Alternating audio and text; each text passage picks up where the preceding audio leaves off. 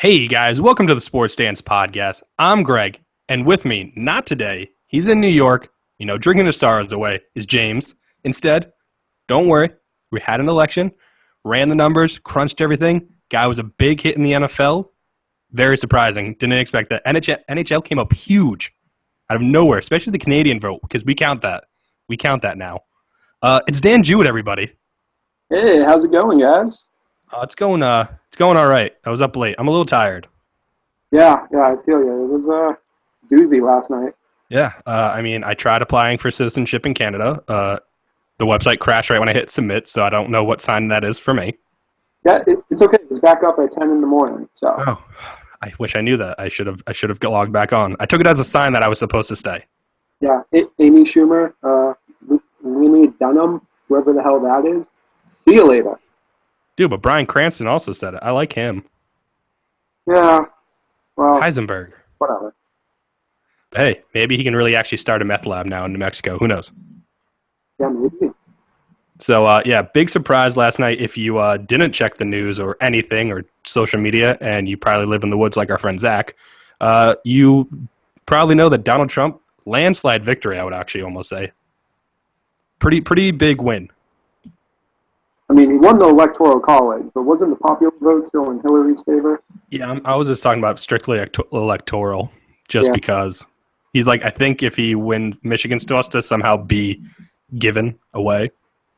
Right. It'll push him over like 300, which surprising since like a week ago they had him at like 200. Right. So, yeah. Maine does that weird thing where they can split up their delegates. Yeah, Nebraska has that too. Hmm. Learned so much last night as an adult. Used to not pay attention to this. Yeah. Past 8 years, I've kind of been cruising like, Obama's just going to win. All right, cool. But now I kind of have to apparently pay attention. Kind of sucks. Yeah, adulting, man. Adulting. Yeah, it's not fun. But yeah, so we're not here to talk about politics. We're not here to do, that whole breakdown. That's CNN's job. They've been doing it literally all day. I know because I've been watching. Hoping that it's just one big prank. It's not. It's not the Truman Show. Kind of feels like it. But anyway, we're here to talk about sports. And luckily, James isn't here because you know what? Fuck that guy sometimes. He can get under my skin, Dan. He gets under my skin. Yeah, seriously. Can we talk about something besides basketball? Yeah. That's all I want.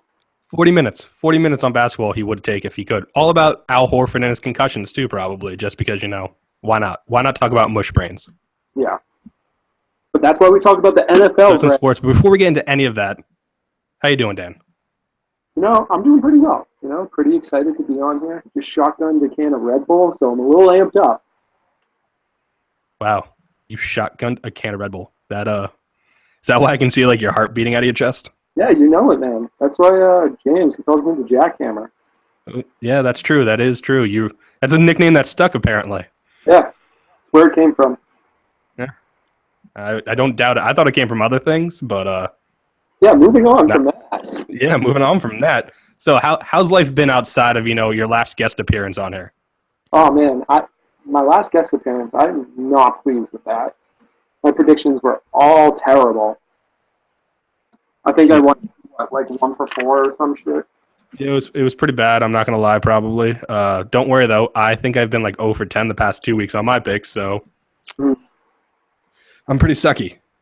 How you and James take the lead on you, son? I don't. I think it's the whole mindset of I go for the upsets now, just thinking he's not gonna pick the upset. He always goes for the favorite. Yeah. So Browns over Dallas, how come everyone was talking about that being a trap game? It's no, that's not a trap game. Come on, be serious. Yeah, I don't know. I don't even really mention Dallas, but we're gonna have to later on because the NFL right now sucks, and we're gonna get into that. Yeah. However, this last week was pretty good. Pretty good games last week. Yeah, there were good games, but looking at record-wise, it's just kind of a sad landscape right now in the NFL. It's true. Playoff picture is almost pretty much set, and it's halfway through the season. Yeah, the NFC East should actually just be an entire own playoff section because right now they're the only division in the NFC with 4 teams above 500. Mm-hmm. And you can look at the NFC West as well. Yeah. Just have those two face off. Yeah, that'd be good. And then we get rid of the 2 South. Yeah, nobody likes them anyway. But Yeah. besides that, we're going to get into the NFL now. We're going to jump into sports conversation because, that's what this really is all about. We're here to talk sports. Nobody else cares about anything outside of that. They don't care about our personal life. Trust me. I've asked. They don't. They don't care at all. Nobody wants to know what I ate for dinner last night. They don't. They don't care if I made it with my bare hands. It's just not a thing. It hurts, but it's truth. So we're getting to the NFL first because that's what we always do. The NFL is the big thing. People love talking about it. Even though the ratings are down, people still want to hear about it. So They don't care. I have a question, Greg. We talked about politics, and we're talking about the NFL. You're going to touch on Belichick's letter? I mean, if you really want to, there's parts of me that think the letter that was actually read was complete bullshit.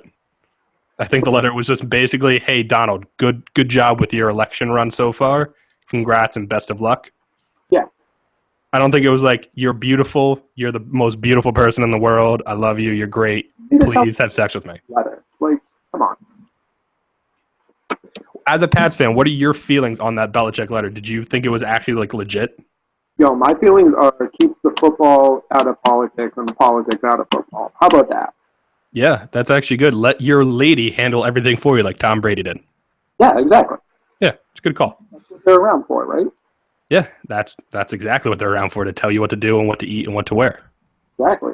Who to vote for. I'd be wearing like ratty t-shirts out if it wasn't for my lady. Yeah, exactly. I would not wear anything but gym shorts if it was up to me. So, anyway, speaking of the Patriots, we actually ran a poll yesterday because only way we're going to get into politics and sports is to elect the next NFL president. Everybody hates Goodell. He's commissioner. I think the players should take it back, be a president. So this is what I did, Dan. I put a player from the East, from the North, from the South, and from the West. So we had Tom Brady representing the East, J.J. Watt representing the South, Aaron Rodgers representing the North, and Russell Wilson representing the West. Shockingly, Tom Brady was voted NFL president. That's right. A rousing 37%. He's got that brand name already. He got that TB12. Like, he knows what he's doing. J.J. Watt's trying to, like, get in there and, like, doing all these movies and stuff. But, like, you're injured. Don't want to hear from you until next season. Hey, but to his credit, we're going to do this like the olden days where it was like whoever lost is VP automatically. J.J. Watt would be vice president of the NFL. Oh, he came in second, really? Came in second with 26%. Rodgers had 20%, and Russell Wilson just got smoked with 17%. See, that's sad. I like Russell Wilson. You know, like, he's a good guy. He does all this charitable stuff. Questionable taste in women, but, like, whatever. Sarah's pretty good looking. Yeah, sure. The whole situation of like how they became together and like the whole wedding and all that was weird, but yeah, still pretty good looking. I'm not gonna lie. But that's not the point of this. Tom Brady was president. We're not gonna get distracted by ladies, women, singers, Russell Wilson's beautiful eyes. None of that. So Tom Brady won. It probably makes you as a Pats fan happy. Yeah, of course, man. Here we are talking about the Patriots again. Hey, man. The best team in the league right now? I just have to say this, even though it hurts me. Dallas. I don't want to say that. Yeah. Dallas will go. I'm going to go with Dallas. 7-1-2. Yeah, that's fair. And they're running second game winning streak, or is it 6? I don't know. They're 7-1. Right. That's all I know. Tony Romo's healthy to come back, so there's going to be some nice controversy coming up. Yeah, that's crazy. Like, Jerry Jones is like, oh, yes, this is Tony Romo's team. And then he, like, flip-flops last week. And he's like, we'll play it by ear. It's like, yeah, you'll play it by ear because you got this young stud running the game right now. Yeah, Dak has looked mighty impressive, and I hate it. It really. Carson Wentz hasn't looked bad either. It's just Prescott is just. Past couple weeks, he's looking like a rookie again. You know, like, he's doing well. He was doing very well. Started off great in the beginning of the season, but, you know, coming back down to earth. Should have beat the Giants. I blame the coach on that one. Should have beat the Giants. Yeah, that's fair. But anyway, so last week, decent week in the NFL. You know, we had our poll. The election kind of took over. But a few things have stood with me, and we're going to play a little game today, Jewett. First time we've ever done this. All right. New segment just for you. You know, everybody's always like, oh, Jerry's in, Jerry's out, most improved, least improved, like most impressed, least impressed, whatever it is. They do that. They do that. They save that for the special people. But no, we've never even done this. Oh I boy. came up with this just for you. All right, lay it on me, Greg. Because I want your hot takes only on how bad NFL refs are and their calls. Terrible. Every last one. So this segment's called WTF refs. And if you don't know what that means, people, it's what the fuck refs. Here we go. So plain and simple. All I'm going to do is I'm going to give you 3 different situations that happened over the weekend. 3 different plays. All I want is your opinion on if the refs made the right call, made the wrong call, or it was just a real true what the fuck type moment, and give your little spiel on how fucked up it was. Okay, I have a question first. Are all of these in the Bills-Seattle game? No, only one is. Okay, all right. Because, I mean, you could fill like a whole hour-long podcast with the what the fuck refs from that game. No, I'm just going to take the Seattle Bills is one in there. It's the main one. Yeah, of course. Where we'll discuss a little other aspect of it with a player's wife comments. Oh, boy. Yeah. So, all right. I'm going to hit you with that one last because, happened Monday night. So we'll go with like an order. All right. All right. So first one. It's been a big issue in the NFL, mainly with Cam Newton. Cam, again, this week, hit in the head by a guy on LA Rams. I want to say it was Donald. No flag thrown. Right call or wrong call? Or what the fuck? Yeah, I'm not sure exactly which play you're talking about, but like, was he a runner at the time? No, he was in the pocket. He was in the pocket, not Dead on headshot. You got to call that refs. Like, seriously. Like, the whole issue with running quarterbacks like Cam Newton is, like, when are they a quarterback? When are they a runner? Like, this whole, like, gray area, if you will. And, like, you got to protect them. Like, as much as I hate to say that, coming from, like, a defensive mind, like, I want to see people get lit the hell up. But, like, I don't want to see people get hurt that bad. And, like, with all this CTE talk and concussion, like, you got to try and protect them.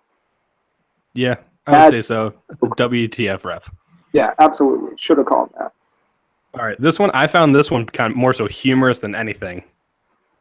So we're going to go to the Chiefs game. Chiefs had a lot of things going on. They've been up and down all season. Mm-hmm. Travis Kelce, their tight end, had an interesting moment. Yes. Ref made a call. Kelce wasn't too happy with it. He threw his towel at the ref. The ref, in turn, threw his hat in the air, ejected Kelce out of the game. Yeah. What are your takes? Get 2 personal fouls on one play? Like, is that even possible? That's a little bullshit to me. Like, with this whole, like, 2 personal fouls and you get thrown out, like, okay, I get what they're trying to do, trying to make a role model for the kids, blah, blah, blah. But, like, in the same play... Let's also not forget, it was a towel. Yeah, and it didn't even touch the ref. It was, like, 3 yards away. Like, yeah. I'm sorry, this guy needs, like, a tampon or something. Like... Yeah, maybe he needs to get checked out, see if there was any personal monthly issues going on. Yeah, I mean, that's just ridiculous. And it's like, hey, if he did his job in the first place, there wouldn't have been a second personal foul. So, like, it's on you. Maybe that ref should have got thrown out of that goddamn game. Yeah, I just love the fact that when Kelsey's, like, towel went towards him, the ref, like, immediately threw his hat in the air and, like, went nuts and, like, just tried to outdo him. Yeah, his hat was in the air before the towel hit the ground. Like, it was... Yeah. It was fantastic. Waiting for it. It was awesome, to say the least. So, yeah, that was an interesting, weird play by the refs again this weekend. Yeah, I want to go out and say, Travis Kelce, you're my boy for that. That was amazing. Like, that's... If I was on the field, I would want to do that too. So, like, props to him for having the balls to do that. So you say that now, but I think he has, like, a show on the E! Network or something, like dating him or something. But, it's a little questionable to me. Yeah. I mean, he's a good-looking dude. Does he really need that?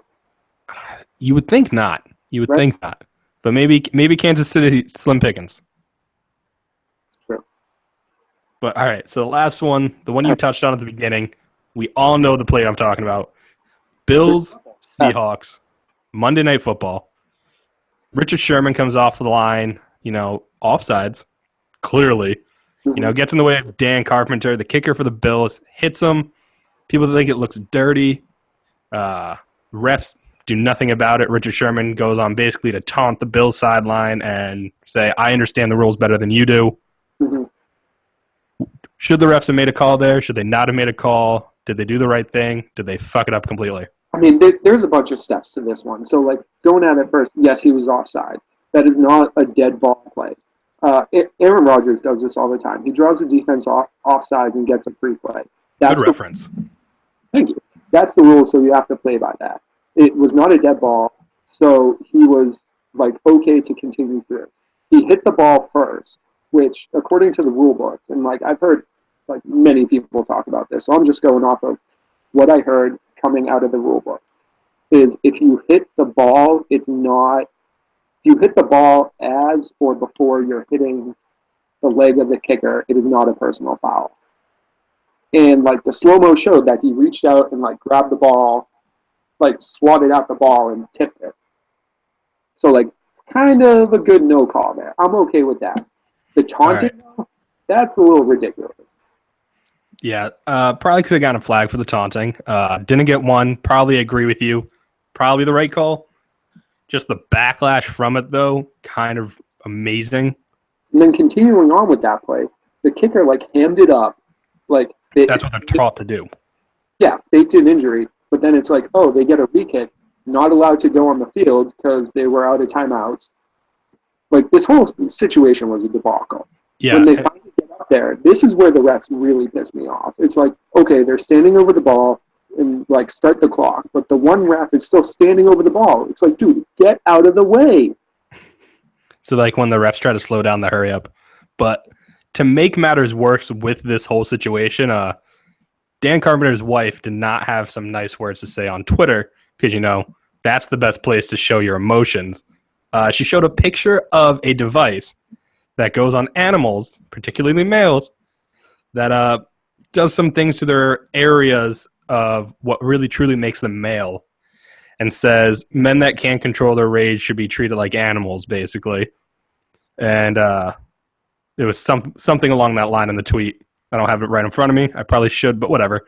A lot of people took that as highly racist, especially because, you know, Richard Sherman is a black man and Dan Carpenter's wife, I believe, is white. So very misconstrued. She came out today apologizing and saying it was her attempt at humor. Poor cover-up. Like, guess what? You're a football guy. Like, stay the hell up. The fact that she tried covering it up 2 days after the whole situation makes no sense.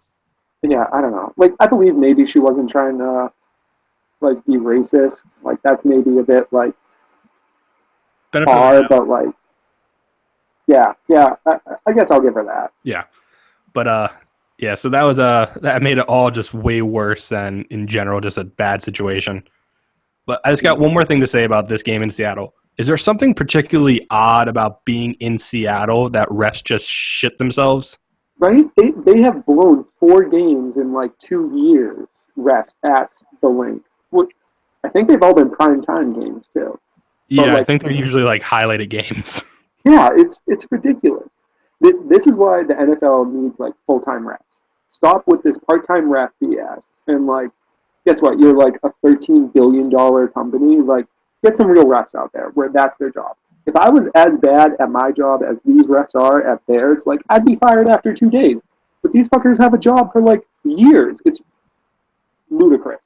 Yeah, it makes no sense. Make them like the MLB where it's literally like their job year-round, get a good salary, benefits, all of that stuff. Yeah. Make them know the game. Yeah, absolutely. Like, the one guy that, like, blew the play, I think he was the guy who was standing over the ball in that game. Like, he's a dentist. Dentist, and he does this, like, part-time. Like, come on. No, like, either you're a ref or you're not. Yeah, I don't know if I want that guy pulling any of my teeth out. Yeah, right? You'd probably pull the wrong one. Yeah. For it. And also, who could ever forget the Fail Mary? Great Seattle play. Oh, my God. But anyway, so that was WTF refs. I liked it. Me too. I liked your takes on that. Thanks, man. I appreciate getting some of this frustration out on refs, like, out in the air. That is literally what we do this for. Yeah. So we're going to move on. As always, we always do picks. You get a bonus this week because not only do we have you as a guest host, we have an actual guest picker. And then I also have James's picks. So we have, like, multiple picks coming in from all different directions. All right. So first, we're going to introduce the guest picks. I'll do that because obviously I know who it is. I talked to them, figured out the deets. That's what the cool kids say, deets. And I did not do any of this. I just showed up and looked good. Yeah, that's the whole point of this. So this week we have the crossover podcast coming in. Great job. Picked against the spread. I think you guys are going to enjoy it. He makes it short, sweet, gets to the point. And let's take a quick listen.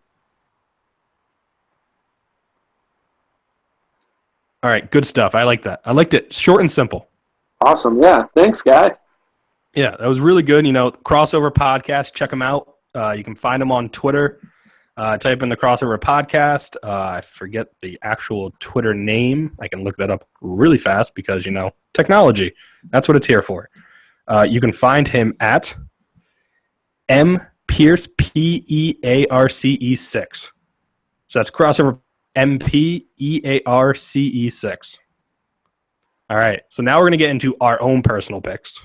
All right. So we're picking 5 games this week. I'm going to list the 5 games, and then we'll give James's picks first, just because. Who cares? I was going to ask, are my picks counting towards James? Because they almost were. Not going to lie, I texted James last night at the games and said, "Get back to me by tomorrow." He got back to me at 4:20 today, and literally made his picks. I was like, "Wow, you got that." If he didn't, you were going to have your picks count for him, and I was going to tell you to bomb him. Yeah. I mean, couldn't do any worse than he usually does, right? No. So, the 5 games we were doing this week, because the NFL is so poor, we like to do the games that, are good teams against good teams. There are 5 games only this week that feature a matchup of teams that are 500 or above.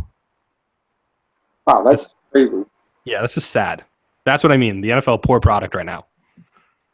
So, those games are Atlanta at Philadelphia, Minnesota at Washington, Denver at New Orleans, Dallas at Pittsburgh, and Seattle at New England. So, James's pick for those games, he's going Atlanta, Washington, Denver, Dallas, and New England. And I believe, if I can find that page now, I don't think he actually had a bad week last week. I think he actually did pretty well. I don't have it in front of me. I'm going to say he went 3-2 based off of what I know I did, and we usually pick opposite. Yeah. So I'll have the updated picks next week just because maybe I'll have done my job when I'm less sleep deprived. So we're going to start off Atlanta, who is 6-3, at Philadelphia, who was 4-4. The line for this game is even. It's a 1:00 game. Who going with Jewett? The line's really even on this one? That's crazy. Yeah. Greg. I'm sorry, Greg. But I have to go with Atlanta. I saw it coming. I know. Their offense is just too high-flying, high-powered. Matt Ryan, questionably MVP caliber this year. So, Philly's D is, pretty solid, but they've been, hurting the past couple of weeks. I don't know what it is with them, but... Well, Dan, I'm going to be a homer again. I'm going to think maybe I can reverse the curse this way around. I don't know if I can. Past 2 times I've picked against Philly. They did lose. Picked with Philly. They lost. So I'm just going to pick with them again just because. I'm going to go Philly this game. They're at home. Done decent at home so far. Defense, I think, steps it up. They, I think, quadruple team Julio Jones, and then that about does it for them. So this is a Mohamed Sanu game. Yeah. So I'd rather have Mohamed Sanu beat me than Julio Jones. Would you? At least Julio Jones is a number 1 receiver. Yeah, but I feel like he's always beaten the Eagles. Every year, I feel like somehow they face Atlanta, and it's always Julio Jones with 4th quarter, 2 minutes left. Eagles have a 4-point lead. He gets a slant route and takes it to the house. Yeah. Seems to be a theme. Them and the Cardinals, it's the same thing every year. Fitzgerald does it, and Julio Jones does it, and I don't know why. It's something about bird games. Yeah, that's right. Just realized that. It's all bird matchups. Red birds. Red. Yeah. But yeah, I'm going to go Philly. I think Wentz, takes what he did last week and improves on it. Threw for over 350 yards. Hopefully throws 2 touchdowns and not 2 interceptions. That'd be nice. But, overall, I think, they kind of put together, maybe get a little bit of a running game going and make that Atlanta defense work. Who is he throwing to down there? Is it all just Darren Sproles? No, Jordan Matthews. Jordan Matthews is pretty good. Okay. All right. So I'd say he's a top 30 receiver at least. Yeah, for sure. But like, you need more than one receiver. They had one guy this week they dropped they kicked they kicked off Josh Huff because he got caught with weed and a gun. And they brought up this guy Treggs, who literally is just a speedster. And he caught a few deep balls against the Giants and just torched guys. So. I feel like this week in fantasy was like that. It was a bunch of like random no-name dudes scoring touchdowns. It was just like, wow, thanks. Yeah, I had Latavius Murray because he was on the waiver wires and he had done nothing all year, and he got me 30 points, so that was nice against my brother. Of course. So that earned me a 6-pack. Awesome. Yeah. All right, moving on to the next game. Minnesota, who's 5-3 on a bit of a skid, at Washington, who's 4-3 and has a damn tie. Washington has the 3-point spread in their favor. It's a 1 o'clock game, so they have the typical 3-point favoritism at home.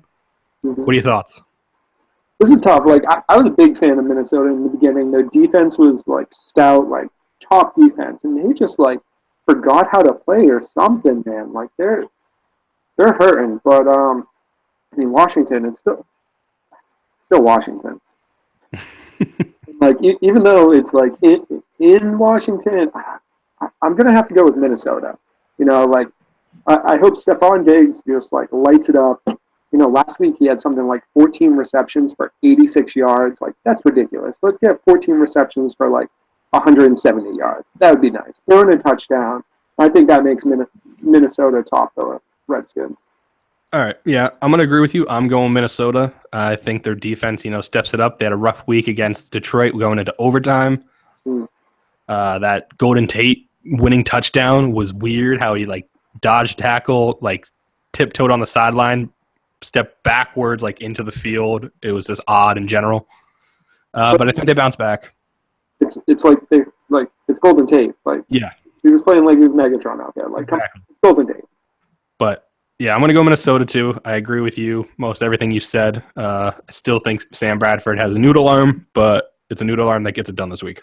Yeah, and they have been trying to do a lot more of those short routes, which is why Stephon Diggs had 14 receptions for 86 yards. Like, because it's just like dink and dunk. And like they just got to figure out how to get it going better. And like, whatever works. Yeah, man. Yeah. But all right, so moving on to the next game, we have Denver, who is 6-3, at New Orleans, who's 4-4. New Orleans has a 2-point favor at home at 1 o'clock. Denver just lost Sunday Night Football to the Raiders. Who do you have going? Yeah, man. I mean, Denver's defense, like, is Aqib Talib playing in this game? I am not sure. I'm going to guess he's probably going to be like a game time decision again.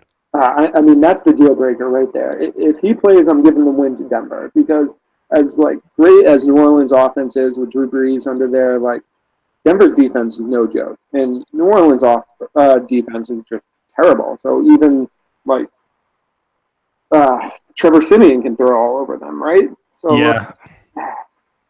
Yeah, I mean, I'm gonna have to go with Denver, but like with the caveat that if Aqib Talib like does not come up to show, it's gonna be a close game.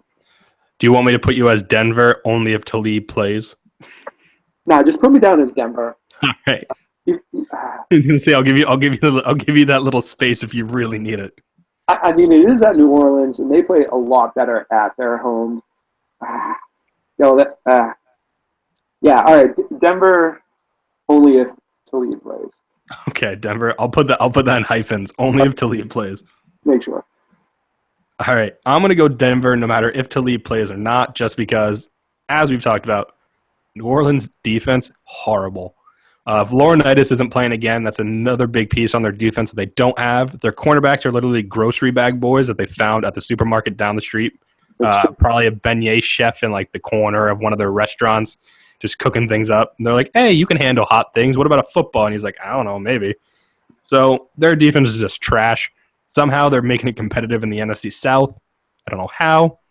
Probably just because Drew Brees. So maybe he should get MVP. He has good receivers there. Michael Thomas is like showing up to be a true number one receiver for that team. Yeah, but he has him and like Brandon Cooks. They have no run game whatsoever. Their offensive line is suspect. Greg, what are you talking about? Last week they ran like 51% of the time. They like realized like, hey, our defense needs a breather, so we're gonna run more. So Yeah, but usually that run game is not that good. yeah, it's true. But now that they realize, oh, we need to do this in order to win games to give our defense a breather, like they're gonna be doing it more. All right. I like, I'm still going Denver, flat out. yeah, sure, that's fine. But I'm just saying, like, they may be frisky. New Orleans may be frisky. I mean, the NFC South is always a weird division. Yeah. Literally changes every year, like who's actually good in that. It makes no sense. All right. So, next game. This game interests me. It's Dallas 7-1 at Pitt, 4-4. Pittsburgh's favored by 2.5. It's the 4:25 start. So a little afternoon, gonna get a little darker, a little quicker. Who do you have going in this game?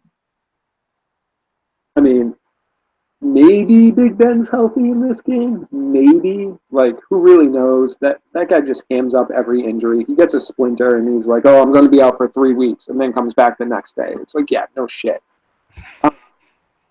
I have Dallas taking this game. I just think Zeke and Dak are just, like, too good right now. Pittsburgh's defense is not that great. Yeah, I mean, man, I got Dallas. All right. Yeah, I'm going to go Pittsburgh. I feel like they need a win, especially after that poor performance last week against Baltimore.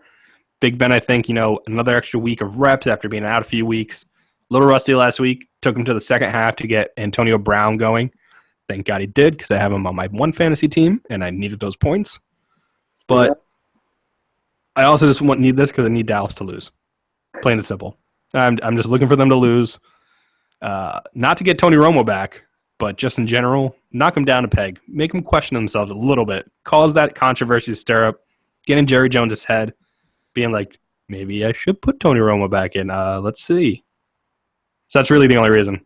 Yeah, plus Pittsburgh, like New Orleans, is another team that plays so much better at home. Like, yeah, Heinz Field, that's that ketchup, man. Yeah. All right, so last game, I don't even think I need to ask you who you're going to take in this game, but it's Seattle, who's 5-2 and also has a tie, because there's 4 of those this year so far, 4 teams with a tie, at New England, who's 7-1, coming off the bye. New England's favored by over a touchdown at 7.5. That's the primetime Sunday night game with Carrie Underwood introducing everybody and making us all feel something tingle. Oh, that's right. Well, okay, let's think about this logically. New England coming off a bye week. Seattle coming off Monday night game. Short week, they have to fly clear across the country as far as they possibly can to come in to Foxborough. They don't have a shot. But 7.5, I think that's steep. I heard a stat today that Russell Wilson has not lost a game by more than 10 points. He's lost one game by 10 points. In the others, it averages that. So I think 7.5 is a bit extreme, especially for Seattle defense. Look at you coming with the stats. I'm impressed. Hey man, I know football. That's about it. But I know football. I'm still impressed. I like came on this. Yeah, thanks. Also, I'm going Seattle. I'm sorry. Come on, man. I got to go with some upsets here. I feel like Seattle won defensively. Probably the hardest defense New England will face this whole season. That's true. But Michael Bennett's out. Yeah, but still, I just think defensive back-wise, they at least can do something against some of their better receivers. Gronk, I think, might have a harder time getting off the line. Bennett might have some issues. I kind of wish Michael Bennett was playing just for fun. Yeah, that's what I was going to say. I wanted to see the Bennett brothers battle it out. Yeah, that would have been great. And I also think Russell Wilson, just does his thing. New England's defense this whole year to me has kind of been suspect. They haven't been exposed that much. I'm just waiting for one team to do it. I think if there's a team, it could be Seattle, mainly just because Wilson can run, and he hasn't had any game this year where he's really lit up the rush yards. I feel like this could be it. You see, Greg, this is where you're wrong, because Belichick got rid of the cancer on his defense. Sent him to the Browns. Oh, not Chandler Jones? Yeah. Yeah, I'm being facetious for those of you who don't know me. Like that, this defense is definitely hyped up more than it really is. Like, oh, number 2 defense. Yeah, but they're like number 28 in like yards. Like, sorry. Yards per game? Frustration coming from the Boston area. That's what it is. Yeah, I mean, it's the New England defense has been something that's just bothered me all year for some reason. Like, they're playing way above, I think, their actual ability. Yes. They Yeah. got some Exactly. they've got some good players. Like Butler's shouldn't be a number one corner. No offense. No. I would go to say after the Seattle Super Bowl, I'm like, okay, Butler, that's it. That's the only thing he's going to do, and he's going to be terrible from here out. He proved me wrong. Good for him. I'm glad. Yeah. I mean, he's a solid number 2 back, I think, DB. But he just doesn't strike me as a number 1. How they shut down some of these big receivers with him, I'm not really sure. I think it's a lot of McCourty, kind of covering in the back with him. Yeah, McCourty's a lot more physical and stuff. And then I'm just waiting for that team to kind of expose New England's defense for not being nearly as good as it actually is. Yeah, I don't think Russell Wilson is going to do that this week. He's still not 100%. He's got 2 bum legs. The running game's been questionable at best lately. And Baldwin's their number 1 receiver. Yeah, well, that about says it. All right, so that's our picks. You can go through them again. You can just backtrack on this if you want to listen to them, because I'm not going to repeat them. We're going to move on. We're going to go to the NBA now. Enough with the NFL. We've talked about it enough. This probably already an hour long just because I don't have any way of keeping track of time. And usually James makes me go through these things quicker. And by that, I mean I make him go through things quick. So, NBA. Hopefully James is proud of me. I actually have 2 NBA topics to talk about. Granted, they're probably going to take us a total of 5 minutes, but that's fine. So, first is, you got to talk about Steph Curry's record 3-pointers. The other night against New Orleans, hit 13 3-pointers. First player ever to do that. Obviously, it's a record. Most ever was 12. I think a few people had it. I think it was shared by 2 or 3 people. He was 13 for 17, which actually makes it even more impressive. It's not like he was 50% on the night. He was high percentage. He was in the 70s. Looked pretty good. This was also, of course, after he went 0 for 10 against the Lakers in their loss over the weekend, which broke his streak of, I want to say, 157 games with a made 3-pointer, which was also an NBA record. So, Jewett, what are your thoughts on this 3-point record? Does it really matter at the end of the day? Hey, it does. The people want your takes. All right. Well, congratulations. You broke a record after you laid an egg the game before. Good for you. Do you even like Steph Curry? Do I like Steph Curry? I don't care about Steph Curry. That's what I think. See, it's impressive to me. Outside of football, what I care about are my home teams. That's about it. I see how it is. Yeah. All right. Well, for me, in all seriousness, though, congratulations to the guy. Yeah. I mean, as a general sports fan, it's impressive to me, just in general. But do I love the fact that it was Steph Curry that did it? No, because one thing that bothers me about the Warriors, and it's had the past 2 years, is one, everybody knows they're going to take threes. The threes he was making were just ridiculous, all one-on-one ball, going between 4 guys and just shooting off of 1 foot, fading to the side, getting pushed on the other side. It was just all ridiculous 3-pointers, it seems. None of them were easy, wide open. Bothered the shit out of me. 2, what's really bothered me about the Warriors just in general this year is they're complaining about teams playing them tough and getting physical with them. What did you expect when Kevin Durant came to your team? Stop being little bitches. And Draymond, when you kick people in the nuts, they're going to retaliate at some point as a team and just start trying to hit the shit out of your players, especially Steph Curry, which we've all seen. If he gets hit, throws him off his game. So that's my rant. I have this about once a week with the Warriors. All right. Can I ask, did you say this was against New Orleans? Yeah, I thought it was against New Orleans. Pelicans? Yeah, who are now 0-8. Yeah. So, no, I mean, it wasn't against a great team by any means, but the fact that he was 13 for 17 and only missed 4 of his 3-point attempts, very impressive when you look at some of the ones he made. Yeah, for sure. But, some of that's on New Orleans. Hey, guess what? He's going to shoot 3-pointers. Hey, how should you guard him against 3 points? Come on. I mean, all they have is Anthony Davis on that team. The fact that they actually can field a whole squad is impressive. His eyebrow could probably play all the other 4 positions for them, and they might have a better chance to win. Yeah, that's fair. Not even kidding. But, all right, yeah. So that's Steph Curry's threes record. Impressive. The other big story this week is Dwayne Wade returns to Miami after going to Chicago this year after spending a lot of years with Miami. I don't have the exact number because, again, research. Who has the time for it? So this year, Dwayne Wade is averaging 16.9 points, 4.1 rebounds, and 2.9 assists. His last season in Miami last year, he averaged 19 points, also 4.1 rebounds, and 4.6 assists. So, points were a little more up last year and assists per game. So, as not a huge sports guy outside of your home teams, I'm going to put this in your terms. How do you think this equates for him going back to Miami, like when Paul Pierce came back to the TD Garden for the first time after not being a Celtic anymore? Yeah, I don't know. Me personally, there's a lot of saltiness against Paul Pierce.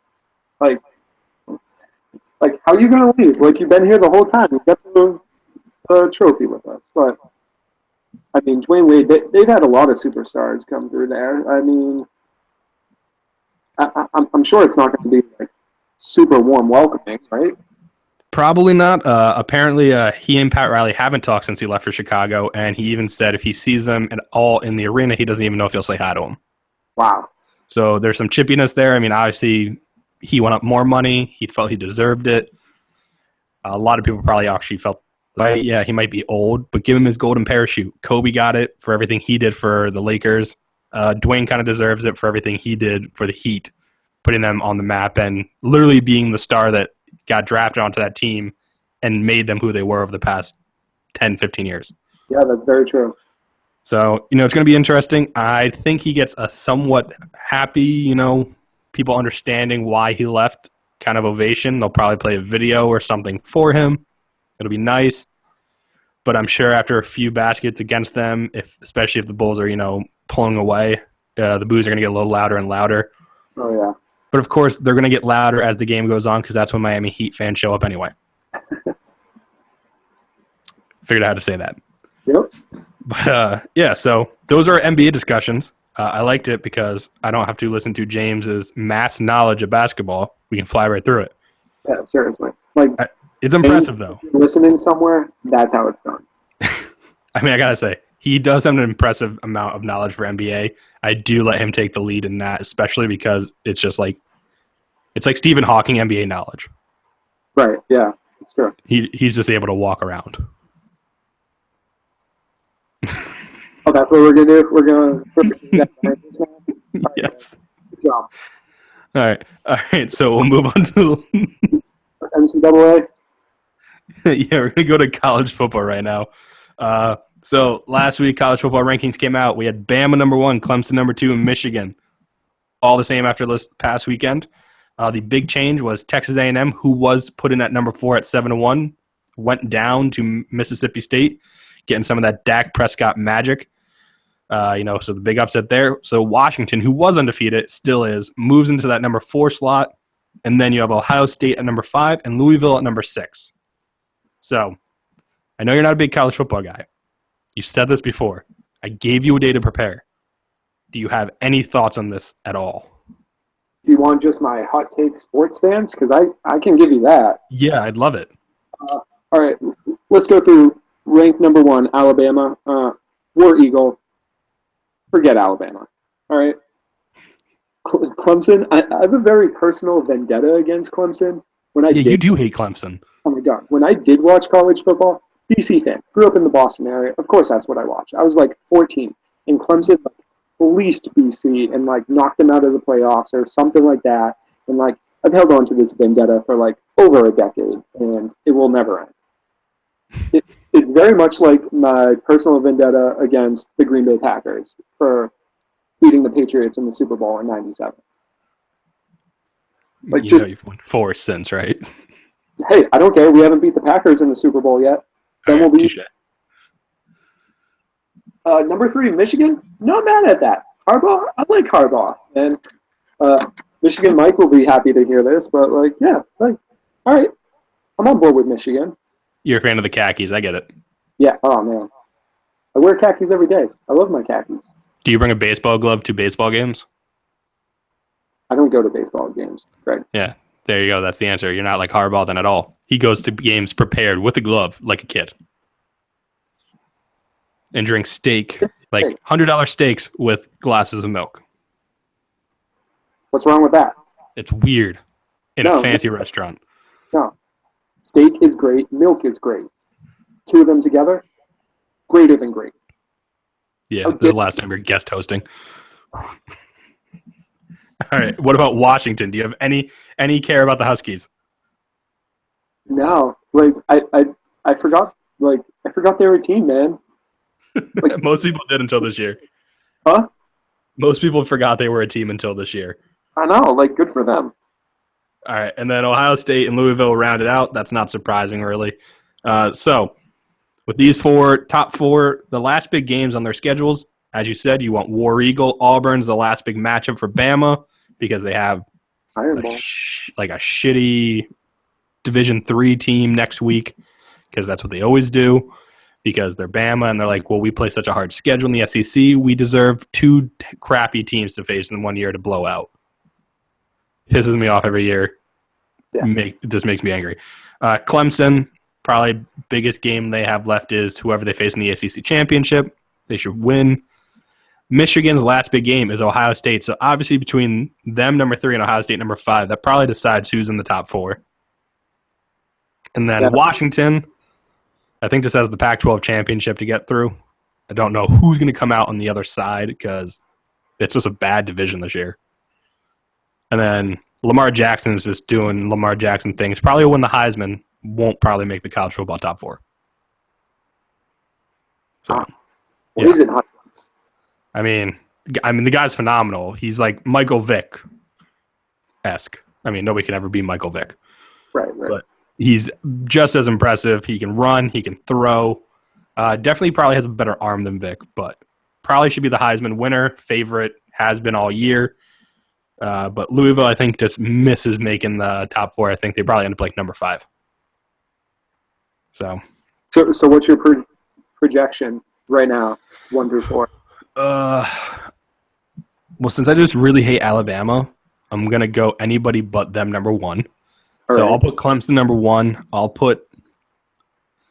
just going to piss Michigan Mike off. I'm going to say Ohio State is going to be number 3. I'm not going to make them number 2. I'm going to have Washington move to 2. So I'll go Clemson, Washington, Ohio State, and then whoever beat Bama. So like if Auburn beats Bama and makes the SEC championship and wins that, I'll say Auburn. So you have Bama falling out of the top 4. Yeah, I hate Bama. I hate Nick Saban. All right. Screw him and his little Debbies before games. I'd hate it all. But, all right. So that's college football. That's all I have on our docket for this week. Do you have anything to add? Yes, Greg. It is time that you and James recognize the great sport of hockey. No. Yes, it is a legitimate sport. Sad. And let's compare it to basketball. Hockey, nasty sport. Yo. Flopping is a penalty in hockey, whereas basketball is encouraged. Wrong. That's some bullshit. Like, hey, pussification of America is because of basketball. Wrong. Hot take right there. That was my best impersonation of a president I think I could ever do. Good job. Yeah, it's scary that I had to say that. But yeah, all right. You know what? Yeah, there you go. That was more hockey talk than we've ever had, I think, outside of congratulating whoever won the Stanley Cup. There we go. So congrats on that. How are the Bruins even doing this year? Oh, not good. I don't know what you just shouted at me. It like muted you. Oh, I'm sorry. I said, they're not doing good. Oh, okay. Yeah. I'm a Devils fan. I get the like little projection every night when they win or lose, and I'm pretty sure it's been mostly losses and not wins. That's Devils the most. are 6-3 right now. Oh, hey, there you go. I was wrong. That's okay.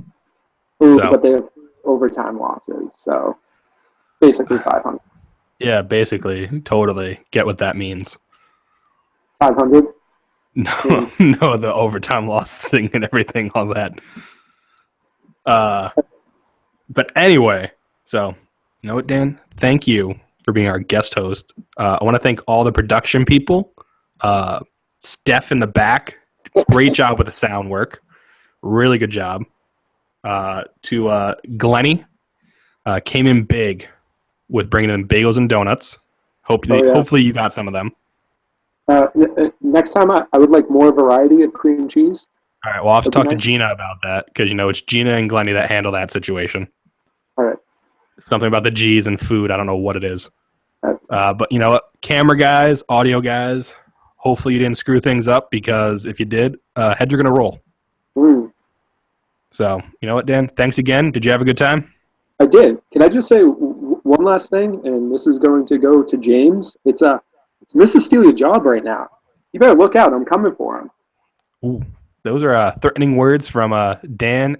Hit 3K on Twitter if you want to follow him. Gives blazing hot takes all the time. Nonstop. Every day. Just tweet at him and he'll answer. He's got nothing else to do. Yep, totally. All he does is put on khakis and tweet out hot takes. But again, all the production crew, we couldn't have done this without you. Thanks to the Teamsters. Worked really hard this past few months on producing just this one episode, not even knowing it was going to happen. Our big election special. Tom Brady president. Congrats to him. NFL president. And then, have a good one, Dan. Enjoy the rest of your week. Enjoy the weekend football games. Hey, thanks, man. You have a good one. Go Seattle.